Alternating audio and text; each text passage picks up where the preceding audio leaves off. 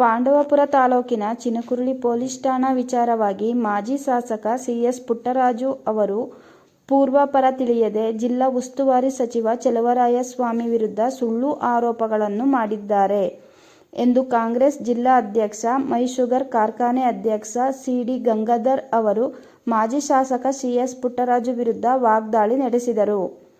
ಪಟ್ಟಣದ ಕಾಂಗ್ರೆಸ್ ಕಚೇರಿಯಲ್ಲಿ ಸುದ್ದಿಗೋಷ್ಠಿಯಲ್ಲಿ ಮಾತನಾಡಿದ ಅವರು, ತಮ್ಮ ಜೊತೆಯಲ್ಲಿದ್ದವರು ಜಿಲ್ಲಾ ಮಂತ್ರಿಯಾಗಿದ್ದಾರೆ ಎಂದು ಅಸೂಯೆಯಿಂದ ಮಾತನಾಡುವುದನ್ನು ಮಾಜಿ ಶಾಸಕರು ಕೈಬಿಡಬೇಕು.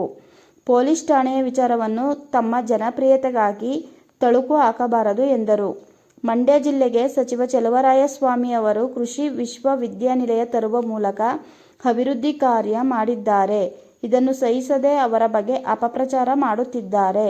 ಮುಂದಿನ ಚುನಾವಣೆಯಲ್ಲೂ 2023ರ ಫಲಿತಾಂಶದಂತೆಯೇ ನಮ್ಮ ಮೇಲುಕೋಟೆ ವಿಧಾನಸಭಾ ಕ್ಷೇತ್ರದ ಮತದಾರರು ಪುಟ್ಟರಾಜು ವಿರುದ್ಧ ಫಲಿತಾಂಶ ಕೊಡಲಿದ್ದಾರೆ. ಅವರು ಕ್ವಾರಿಗಳು ನಡೆಯುತ್ತಿದ್ದಾಗ ಪೊಲೀಸ್ ಠಾಣೆಯ ಅವಶ್ಯಕತೆ ಇರಲಿಲ್ಲ. ಆದರೆ ಈಗ ಬೇರೆಯವರು ಕ್ವಾರೆ ತಡೆಯಲು ಪೊಲೀಸ್ ಠಾಣೆ ಬೇಕು ಎಂದು ಹುನ್ನಾರ ನಡೆಸಿದ್ದಾರೆ. ತಪ್ಪು ಮಾಹಿತಿ ನೀಡಿ ಜನರನ್ನು ದಿಕ್ಕು ತಪ್ಪಿಸಿ ಚಿನಕುರಳಿ ಬಂದ್ ನಡೆಸಿದ್ದಾರೆ ಎಂದರು. ಕಿಸಾನ್ ಕಾಂಗ್ರೆಸ್ ಮೇಲುಕೋಟೆ ಘಟಕದ ಅಧ್ಯಕ್ಷ ಸಿ.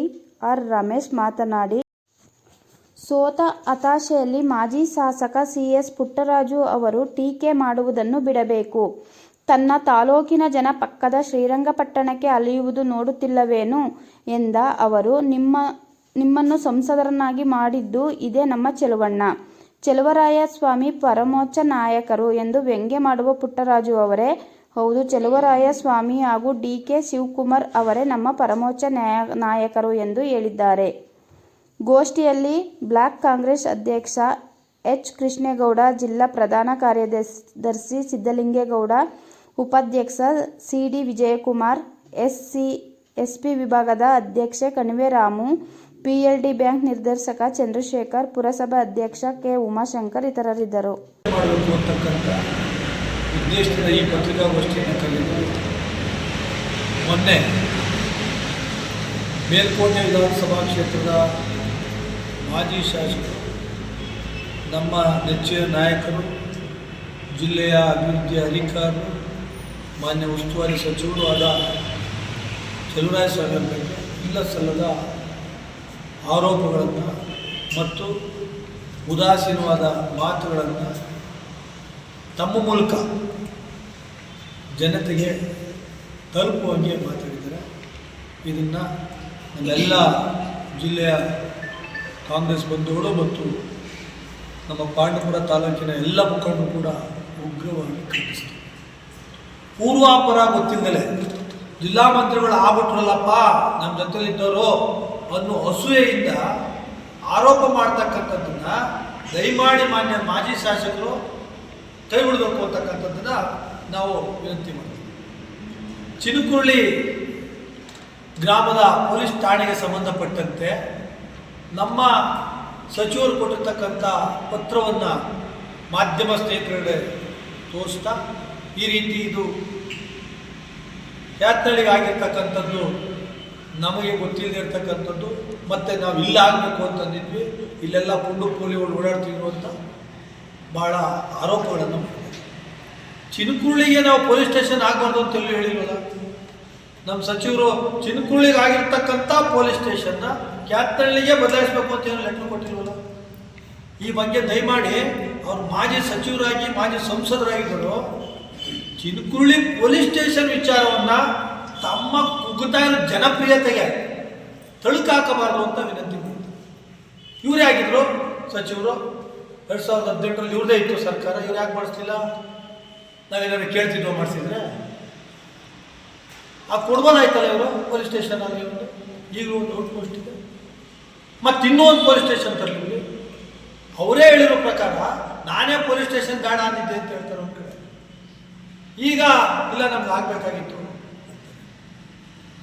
ಈ ಎಲ್ಲ ರೀತಿಯ ಗೊಂದಲಕರವಾದ ಹೇಳಿಕೆಗಳನ್ನು ದಯಮಾಡಿ ಮಾನ್ಯ ಮಾಜಿ ಶಾಸಕರು ಕೊಡಬಾರ್ದು ಅಂತಕ್ಕಂಥದ್ದು. ಹೌದು, ಚಲುವರಾಯಸ್ವಾಮಿ ಅವರು ನಮ್ಮ ಜಿಲ್ಲೆಗೆ ಅವರು ಹಿಂದಿನ ಬಾರಿ ಸಚಿವರಾಗಿದ್ದಂಥ ಸಂದರ್ಭದಲ್ಲಿ ಮೆಡಿಕಲ್ ಕಾಲೇಜ್ ತಂದರು, ಅದು ಎಲ್ಕ ಗೊತ್ತಿರ್ತಕ್ಕಂಥ ವಿಚಾರ. ಇವತ್ತು ಕರ್ನಾಟಕದ ರಾಜ್ಯದ ಇತಿಹಾಸದಲ್ಲಿ ಹಲವಾರು ವರ್ಷಗಳಿಂದ ಕೃಷಿ ಪ್ರಧಾನವಾದ ಜಿಲ್ಲೆಗೆ ಒಂದು ವಿಶ್ವವಿದ್ಯಾಲಯ ತರೋದ್ರ ಮೂಲಕ ಅಭಿವೃದ್ಧಿ ಕಾರ್ಯಕ್ರಮಕ್ಕೆ ಮುನ್ನುಡಿ ನೀಡುತ್ತಾರೆ. ಮೈಸೂರು ಸಕ್ಕರೆ ಕಂಪನಿನ ಇವರು ನಡೆಸೋಕ್ಕಾಗಲಿಲ್ಲ.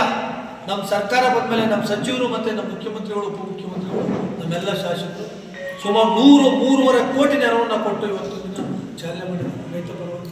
ಇವ್ರು ಯಾರನ್ನ ಬೇಡ ಅಂದಿದ್ರು, ಇವರೇನು ಆಗಿರಲಿಲ್ವ? ಇವ್ರು ಆಗಿದ್ದಾಗ ಅಲ್ಲಿ ಇಲ್ಲಿ ಟೈಮ್ ಪಾಸ್ ಮಾಡ್ಕೊಂಡು ಅಭಿವೃದ್ಧಿ ಪರವಾದ ಚಿಂತನೆ ಮಾಡಿದ್ಬಿಟ್ಟು ಜಿಲ್ಲೆ ಅಭಿವೃದ್ಧಿ ಬಗ್ಗೆ ಯೋಚನೆ ಮಾಡಿದ್ಬಿಟ್ಟು ಇವತ್ತು ಮಾಡ್ತಾ ಇರ್ತಕ್ಕಂಥವ್ರ ಅಭಿವೃದ್ಧಿಗೆ ಸಹಿಸ್ಬೇಕಾಗ್ದಲ್ಲೇ ಮಾತಾಡ್ತಾ ಇರ್ತಕ್ಕಂಥದ್ದಲ್ಲ. ಈ ಅಸೂಯ ಪರವಾದ ನಿಲುವನ್ನ ಮುಂದಿನ ಸಾರ್ವತ್ರಿಕ ವಿಧಾನಸಭಾ ಚುನಾವಣೆಯಲ್ಲೂ ಕೂಡ 2023ರಲ್ಲಿ ಏನಾಯ್ತು ಅದೇ ಫಲಿತಾಂಶವನ್ನ ನಮ್ಮ ಮೇಲ್ಕೋಟೆ ವಿಧಾನಸಭಾ ಕ್ಷೇತ್ರದ ಮತದಾರರು ಕೊಡಬೇಕಾಗ್ತದೆ. ಇದನ್ನು ತಪ್ಪಿಸ್ಕೊಳ್ಳೋಕ್ಕೆ ಆಗೋದಿಲ್ಲ ಅವರು. ಇನ್ನು ಅಭಿವೃದ್ಧಿ ಕಾರ್ಯಕ್ರಮ ರಸ್ತೆ ವಿಚಾರದಲ್ಲಿ ಚರ್ಚೆ ಮಾಡಿದ್ದಾರೆ. ಇವ್ರೇನು ಮಾಡ್ತಿದ್ರು? ಇವರು ಸಚಿವರಾಗಿದ್ದಾಗ ಏನು ಮಾಡ್ತಿದ್ರು? ರಸ್ತೆನ ನಾವ್ಯಾರು ಮಾಡಬೇಡ. ಇವರ ವೈಫಲ್ಯ, ಇವರ ಸಚಿವಗಿರಿಯ ವೈಫಲ್ಯ ಇವತ್ತು ಎದ್ದು ಕಾಣ್ತಾ ಇದೆ. ಆದ್ದರಿಂದ ನಮ್ಮ ಆಗ್ರಹ ಇಷ್ಟೇ, ಒಂದೇ ಒಂದು ಮಾತಲ್ಲಿ ಹೇಳಬೇಕು ಅಂದರೆ, ಚಿನುಕುರುಳಿ ವ್ಯಾಪ್ತಿನಲ್ಲಿ ಇವರ ಕ್ವಾರಿಗಳು ನಡೀತಿದ್ದಂಥ ಸಂದರ್ಭದಲ್ಲಿ ಇವರಿಗೆ ಪೊಲೀಸ್ ಸ್ಟೇಷನ್ ಬೇಕಾಗಿರಲಿಲ್ಲ. ಇವ್ರ ಕ್ವಾರಿಗಳೆಲ್ಲ ನಿಂತ್ಕೊಂಡು ಬೇರೆ ಕಡೆ ಶಿಫ್ಟ್ ಆದಲ್ಲ, ಬೇರೆಯವರ ತಡೆಗೋಸ್ಕರ ಇವ್ರು ಪೊಲೀಸ್ ಸ್ಟೇಷನ್ ಬೇಕಾಗಿದೆ ಅಷ್ಟೇ. ಸಂಸದರಾಗಿದ್ರು, ಇವ್ರದೇ ಸರ್ಕಾರ ಇತ್ತು, ಒಂದಲ್ಲ 2 ಬಾರಿ ಸರ್ಕಾರ ಇತ್ತು, ಒಂದಲ್ಲ 2 ಇವರು ಸರ್ಕಾರದಲ್ಲಿ ಮಂತ್ರಿಯಾಗಿದ್ರು, ಶಾಸಕರಾಗಿದ್ರು. ಅವಾಗ ಯಾವಾಗಲೂ ಚಿನ್ಕೊಳ್ಳಿ ಪೊಲೀಸ್ ಸ್ಟೇಷನ್ ಬಗ್ಗೆ ಎತ್ತದೇ ಇದ್ದರು. ಇವತ್ತು ಹೇಳ್ತಾವ್ರೆ ಅಂತಂದ್ರೆ ಇವ್ರಿಗೆ ಈಗ ಅನಿವಾರ್ಯ ಆಗಿರೋದು ಏನಕ್ಕೆ ಅಂದರೆ, ಇವರ ಒಂದು ಕಾನೂನು ಬಾಹಿರ ಚಟುವಟಿಕೆಗಳು ಏನಿದ್ದು ಅವೆಲ್ಲವಲ್ಲೂ ವ್ಯಾಹತವಾಗಿ ನಡೆಸ್ಕೊಳ್ಳಿಕ್ಕೆ ಇವರು ಪೊಲೀಸ್ ಸ್ಟೇಷನ್ ಬೇಕಾಗಿರಲಿಲ್ಲ. ಈಗ ಇವರಿಗೆ ಅನಿವಾರ್ಯ ಕಾಡ್ತಾ ಇದೆ. ಆದ್ದರಿಂದ ಈ ಪೊಲೀಸ್ ಠಾಣೆಗೂ ನಮ್ಮ ಸಚಿವರಿಗೂ ಯಾವುದೇ ರೀತಿಯಾದ ಸಂಬಂಧವಿಲ್ಲ. ಅಭಿವೃದ್ಧಿ ಪರವಾದ ಆಡಳಿತವನ್ನು ಕೊಡ್ತಾ ಇರ್ತಕ್ಕಂಥ ನಮ್ಮ ಸಚಿವರು ಅಲ್ಲಿಗೆ ಸ್ಟೇಷನ್ ಕೊಡಿ ಅಂತ ಹೇಳಿದರೆ ಹೊರತು ಚಿತ್ತುಗುಡಿಯಲ್ಲಿ ಕೊಡಿ ಅಂತ ಎಲ್ಲೂ ಹೇಳಿಲ್ಲ. ಈಗಲೂ ಕೂಡ ಮನವಿ ಮಾಡಲಿ ಸರ್ಕಾರಕ್ಕೆ, ಚಿನ್ಕುಳಿ ಮಾಡಬಾರ್ದು ಅಂತ ಎಲ್ಲರೂ ಹೇಳಿದ್ದಾರೆ. ಖಂಡಿತ ಇಲ್ವಲ್ಲ, ಮನವಿ ಮಾಡಲಿ. ಸರ್ಕಾರ ಮುಂದೆ ಈ ರೀತಿ ಮಾಧ್ಯಮ ಸ್ನೇಹಿತರ ಮುಂದೆ ಹಂಚ್ಕೊಳ್ಳೋ ಬದಲು ಸರ್ಕಾರ ಮುಂದೆ ಮನವಿ ಮಾಡಲಿ. ಅಲ್ಲೂ ಒಂದು ಸ್ಟೇಷನ್ ಹಾಕ್ಸ್ಕೊಳ್ಳಿ, ಇನ್ನೂ ಒಂದು ಹಾಕ್ಸ್ಕೊಳ್ಳಿ. ಇದೇ 2017ರಲ್ಲಿ ಮೇಲ್ಕೋಟೆಯಲ್ಲಿ ಸ್ಟೇಷನ್ 18ರಲ್ಲಿ ಮಾಡಿದ್ರು. ಯಾಕೆ ಮಾಡೋಕ್ಕಾಗಲಿಲ್ಲ? ಚಿನ್ಕುಳಿಗೆ ಸಚಿವರಾಗಿಗಳು ಅದು ಬೇಕಾಗಿಲ್ಲ. ಅವತ್ತು ಕಲ್ಲು ಗಣಿಗಾರಿಕೆಗಳೆಲ್ಲ ಅಭ್ಯಾಸವಾಗಿ ನಡೀತಿಲ್ಲ, ಕಾನೂನು ಬಾಹಿರವಾದ. ಅದೂ ಕೂಡ ಆ ರಾಜ್ಯದಲ್ಲೂ ಕೂಡ ಲೆಕ್ಕ ಆಗ್ತಾ ಇದ್ದಾರೆ. ಅದನ್ನೂ ಕೂಡ ನಾವು ಪ್ರಶ್ನೆ ಮಾಡ್ತಕ್ಕಂಥ ಅವಕಾಶ ಅತಿ ಶೀಘ್ರದಲ್ಲಿದೆ. ಅದನ್ನೂ ಕೂಡ ರಿಕವರಿ ಮಾಡಲಿಕ್ಕೆ ನಮ್ಮ ಸರ್ಕಾರವನ್ನೇ ನಾವು ಒತ್ತಾಯ ಮಾಡುವಂಥ ಕಾಲವೂ ಕೂಡ ಹತ್ತಿರದಲ್ಲಿದೆ. ಆದ್ದರಿಂದ ಮಾನ್ಯ ಮಾಜಿ ಶಾಸಕರೇ, ಈ ರೀತಿಯ ದುರುದ್ದೇಶಪೂರ್ವಕವಾದ ಹೇಳಿಕೆಗಳನ್ನು ಕೊಡೋದನ್ನು ಬಿಟ್ಟು ಅಭಿವೃದ್ಧಿನ ಅಭಿನಂದಿಸ್ರಿ. ಇದೇ ನಿಮ್ಮ ಶಾಸಕರು ಮಾನ್ಯ HD ರೇವಣ್ಣವರು ಮಂಡ್ಯದಲ್ಲಿ ಅವಶ್ಯಕತೆ ಇಲ್ಲ ಅನ್ನೋ ಥರ ಮಾಡಿದ್ರೆ ಅವತ್ತು ಏನು ರೀತಿ ಪ್ರತಿಕ್ರಿಯೆ ನಿಮ್ಮದು? ಜಿಲ್ಲಾ ಶಾಸಕರಾಗಿ, ಮಾಜಿ ಶಾಸಕರಾಗಿ ನೀವು ಅದನ್ನು ಗಂಡಸು ಕಲಿಲ್ವಲ್ಲ ನಿಮ್ಮ ಪಕ್ಷ ವೇದಿಕೆಯಲ್ಲಿ? ಸ್ವಾಮಿ, ಮಂಡ್ಯದ ಜನ ನಿಮಗೆ ಪಾರ್ಲಿಮೆಂಟ್ ಮೆಂಬರ್ ಮಾಡೋರೆ, ದಯಮಾಡಿ ಆ ರೀತಿ ಕೃಷಿ ವಿಶ್ವವಿದ್ಯಾಲಯದ ಬಗ್ಗೆ ಹೋಗಿ ನುಡಿಬೇಡಿ. ನೀವು ನಾಳೆ ದಿನ ಅವ್ರ ಎದುರುಗಡೆ ತಲೆ ಎತ್ತಕ್ಕಾಗಲ್ಲ ಅಂತ ಯಾಕೆ ಹೇಳಿಲ್ಲ ನೀವು? ಎಲ್ಲಿದೆ ನಿಮ್ಗೆ ಅಭಿವೃದ್ಧಿ? ಈ ಮೂಲಕ ಅವರು ಆಗ್ರಹಪೂರ್ವಕವಾಗಿ ನಾನು ಹೇಳ್ತಾ ಇದ್ದೀನಿ, ಇನ್ನು ಮುಂದೆ ಈ ರೀತಿಯ ತಪ್ಪು ಸುಳ್ಳು ಕಪೋಲ ಕಲ್ಪಿತ ಮಾಹಿತಿಯನ್ನು ಜನತೆಗೆ ಕೊಡೋದನ್ನು ಬಿಟ್ಟು ಅಭಿವೃದ್ಧಿ ಪರವಾದ ಹೋರಾಟ ಇದ್ರೆ ಮಾಡಲಿ. ಖಂಡಿತವಾಗಿ ಮಹಾನ್ ನಾಯಕರು ಅಂತ ಟೀಕೆ ಮಾಡ್ತಾ ಇದ್ದಾರೆ. ನಾನು ಮೀಡಿಯಾದಲ್ಲಿ ನೋಡಿದೆ, ಅವರು ಈ ಜಿಲ್ಲೆಯ ಮಹಾನ್ ನಾಯಕರೇ. ಏನು ದೇವೇಗೌಡರ ಕುಟುಂಬಕ್ಕೆ ಇವರು ಗಾಡ್ ಫಾದರ್, ಇವತ್ತು ಮಂಡ್ಯ ಜಿಲ್ಲೆಗೆ ಚಲುವರಾಯ ಸ್ವಾಮಿಗೆ ಗಾಡ್ ಫಾದರ್, DKನೇ ಒಕ್ಕಲಿಗರ ಗಾಡ್ ಫಾದರ್. 3 ಪಕ್ಷದಲ್ಲಿ ಹಾಗೆ ಕುಮಾರಸ್ವಾಮಿ ನಮ್ಮ ನಾಯಕ ಅಂತಾರೋ, ನಮ್ಗೆ DK ಶಿವಕುಮಾರ್ ಮೊದಲನೇ ಪಂಥೀಯ ನಾಯಕರು, 2ನೇ ಪಂಥೀಯ ನಾಯಕರು ಈ ರಾಜ್ಯದಲ್ಲಿ ಚಲುವರಾಯ ಸ್ವಾಮಿ. ಆದ್ರೆ ಇವ್ರು ಸೋತ ಹತಾಶೆಯಿಂದ ಟೀಕೆ ಮಾಡೋದಿದೆಯಲ್ಲ, ಕಮ್ಮಿ ಮಾಡ್ಕೋಬೇಕು. ಆರೋಪ ಏನಿದೆ ಅಂದ್ರೆ ಒಬ್ಬರ ಹತ್ರ ಕಿತ್ತು ಇನ್ನೊಬ್ರು ಕೊಡ್ಬೇಡಿ, ಅಲ್ಲೂ ಮಾಡಿ ನಾವು ಬೇಡ ಅಂತ. ಅಲ್ಲದೆ ಈಗಾಗಲೇ ಅಧ್ಯಕ್ಷರು ಇವರೇ ಅಧಿಕಾರ ಆಯ್ತು, ತುಮಕೂರಲ್ಲಿ ಅಂತ ಪ್ರಬುದ್ಧವಾಗಿ ನಾವೆಲ್ಲ ಬೆಳೆದ್ವಲ್ಲ, ಯಾಕೆ ಮೇಲ್ಕೋಟೆ ಮಕ್ಕಳು ಇರ್ಲಿ, ನೀವು ಹೊರಟೇನಪ್ಪ ಬೇಕು ಅಂತ ಮಾಡ್ತಾರೆ. ಆದ್ರೆ ನಮ್ಮ ಅಧ್ಯಕ್ಷ ಹೇಳಲಿಲ್ಲ. ಇವತ್ತು ಕ್ಯಾಪಿಟಲ್ಗೆ ಅಂತಂದ್ರೆ ಬಂದ ಗಾಡಿ ತಿನ್ಕೊಂಡು ಹೋಗ್ರಿ, ಗಿಂಕ ತಿನ್ಕೊಂಡು ಮಂಜು ಹೋಗ್ರಿ. ಕಡು ಮಂಜು, ನೀವು ಮಧು ಚಂದ್ರು ಹೋಗ್ರಪ್ಪ. 50 ರೂಪಾಯಿ ತಿನ್ಕೊಂಡು ಹೋಗ್ರಿ. ಕೆ ಬೆಟ್ಟಲ್ಲಿ ಬೆಳಿಗ್ಗೆ ಹೊರಡ್ತದ? ಇವರೆಲ್ಲ ನನ್ನ ತಾಲೂಕು ಜನ ಶ್ರೀರಂಪಟ್ಟು ಹೋಗ್ತಾರೆ. ಆಯ್ತು, ನಾಳೆ ಹೋಗು. ಈಗ ಆಮೇಲಪ್ಪ ಪಾಲುಬಿಟ್ಟು ಶ್ರೀರಂಪಟ್ಟು ಮುಂದಿನ ಸಾರಿ ಆಗುವವರೆಗೆ ಈಗ ಅವ್ರಿಗೆ ಹೇಳು, ಟೆಂಟ್ ಹಾಕಿ ಎಲ್ಲರೂ ಒಂದ್ ಕಡೆ ಯಾವ್ದು ಗಿಂಕ ಸೆಟ್ಟಲ್ಲಿ ಮೂಲದಿಂದ KRS ಶ್ರೀರಂಪಟ್ಟು ಹೋಗ್ಬೇಕಲ್ಲ, ಹಾಕ್ಸು. ಅದ್ರ ಬಗ್ಗೆ 3 ದಿನ ಸ್ಟಾರ್ಟ್ ಆಗುತ್ತೆ. ಓಟೆ ಬಿಡ ಬರೀ ಚಿಂಕೂರು ಕೇಸ ಆಗ್ಬಿಟ್ರೆ ಹೇಳ್ಬೇಡ 4 ಕಡಿದೆ 5. ಕುಮಾರಸ್ವಾಮಿ ಅವರು, ನಾನು ಅವರಲ್ಲಿ ಗೌರವವಾಗಿ ಹೇಳ್ತಾ ಇದ್ದೀನಿ, ಅವರು ಅಭಿವೃದ್ಧಿ ಮಾಡ್ಲಿ, ವಾರದಾರ ಇಂಡಸ್ಟ್ರಿ ಅಂತಂದ್ರೆ ಕೈಗಾರಿಕಾ ಸಚಿವರಾಗಿದ್ದಾರೆ, ಬೃಹತ್ ಕೈಗಾರಿಕಾ ಸಚಿವರು, 100 ಉದ್ಯೋಗ ಕೊಡ್ಲಿ. ಆದ್ರೆ ಪೊಲೀಸ್ ಸ್ಟೇಷನ್ ನಮ್ಮ ಸರ್ಕಾರ, ರಾಜ್ಯ ಸರ್ಕಾರ, ಹೋಮ್ ಮಿನಿಸ್ಟರ್, CM, ಉಸ್ತುವಾರಿ ಮಂತ್ರಿಗಳು ಮಾಡ್ಬೇಕಾದ ಕೆಲಸನ ಯಾಕೆ ಸ್ವಾಮಿ ನೀವು ಮಾಡಿ ತಂದಾಕಿ ನಮ್ಗೆ ಬಿಡ್ತಾ ಇದ್ದೀವಿ. ಕುಮಾರಸ್ವಾಮಿ ದಯಮಾಡಿ ಒಂದು ಇಂಡಸ್ಟ್ರಿ ಅಂತ ಬಂದು ಸ್ವಾಮಿ, 100 ಉದ್ಯೋಗ ಕೊಡಿ ಸ್ವಾಮಿ. ಈ ಜಿಲ್ಲೆ ಜನ ಗೋಡ್ ಕೊಟ್ಟಿದ್ರೆ ಆ ಕೆಲಸ ಮಾಡಿ, ಅದ್ಬಿಟ್ಟು ಒಂದು ಪೊಲೀಸ್ ಸ್ಟೇಷನ್ಗೋಸ್ಕರ ಕನ್ಫರ್ಮ್ ಮಾಡಿ ಮಹಾನ್ ನಾಯಕರು ಅಂತ ಟೀಕೆ ಮಾಡಿದ್ವಿ ಎಲ್ಲ ಬಿಡಿ. ಎಲ್ಲರೂ ಮಹಾನ್ ನಾಯಕರೇ, ನೀವು ಸೋತಿದ್ರ, ಅವರು ಸೋತಿದ್ರ. ಪುನಃ ಅದು ಹಳೆದ 50,000 ನೀಡ ಸೋತವ್ರು ಏನ್ರಿ ಅದು ಇದೆ. ಚೆಲುವರಾಯ ಸ್ವಾಮಿ ನಿಮ್ನ ಎಂಪಿಗೆ ಬೀಫರ ಮೇಲೆ ಕೊಟ್ಟದ್ದು, ಶ್ರೀ ಕೃಷ್ಣ ನಿಮ್ನ ಎಂಪಿ ಮಾಡಿದ್ರು ಚೆಲುವರಾಯ ಸ್ವಾಮಿ. ಅದನ್ನ ನೆನ್ಕೊಳ್ಳಿ, ರಾಜಕೀಯ ಆದ್ರೆ ಒಬ್ಬ ವ್ಯಕ್ತಿಯಿಂದ ಇಷ್ಟು ಕೇವಲವಾಗಿ ಮಾತಾಡೋದು ಬೇಡ.